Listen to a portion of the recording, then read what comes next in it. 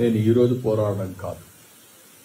ఒకసారి అసెంబ్లీలో ఇదే మరిగా 7 కొండల్ని 5 కొండలంటే ఎక్కడికి పోయినాయని చెప్పి పెద్ద ఎత్తున పోరాడి అక్కడి నుంచి నేను వెంకటేశ్వర స్వామి మొక్కులు తీర్చుకోవడానికి పాదయాత్రతో వచ్చి మొక్కులు చెల్లించుకున్నాను.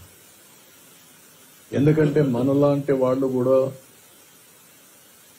అంటే ప్రభావితం చేయగలిగిన వ్యక్తులు కూడా గమ్మునుంటే సమాజానికి చాలా నష్టం జరుగుతుంది.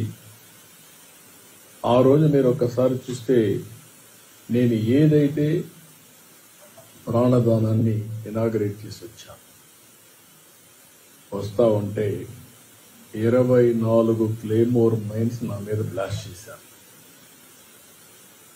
నేను ఏ తప్పు చేయలేదు, ప్రజాహితం కోసం పనిచేశాను, లా అండ్ ఆర్డర్ మెయింటైన్ చేయాలని ఆలోచించాను. దాని మీద కక్ష కడితే వెంకటేశ్వర ఎక్కడైతే మనం ఆ స్పాట్ కూడా ఇప్పుడు ఉంది అల్లిపేట దగ్గర ఎంట్రన్స్ లోనే. అయితే ఆ రోజు అదొక మిరాకిల్. నేను తప్పించుకోవడం అనేది జరిగే పని కాదు. సాక్షాత్తు వెంకటేశ్వర స్వామి నన్ను కాపాడాడు, ప్రాణం విడిచిపెట్టాడు. అక్కడి నుంచి ఒక ఇప్పుడు కూడా నాకు జ్ఞాపకం ఉందని తలుచుకుంటే, నేరుగా పోయి కొట్టిన తర్వాత బస్సులు కారులో అందరం కూడా బ్రతికాం, కానీ ఒక్కొక్కరికి ఒక విధంగా దెబ్బలు తగిలాయి.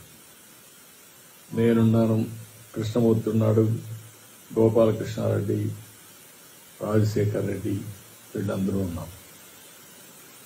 అంటే వెంకటేశ్వర స్వామి మహిమ ఆ ఇన్సిడెంట్ చూసిన తర్వాత ఎవరైనా కానీ అనుకుంటే ఆలోచించుకోవాల్సిన అవసరం ఉంది. 24 క్లేమోర్ మైన్స్ బ్లాస్ట్ చేసిన తర్వాత ఇది తప్పించుకునే అవకాశం లేదు, ఒక్క వెంకటేశ్వర స్వామి మహిమ ఉంటే తప్ప.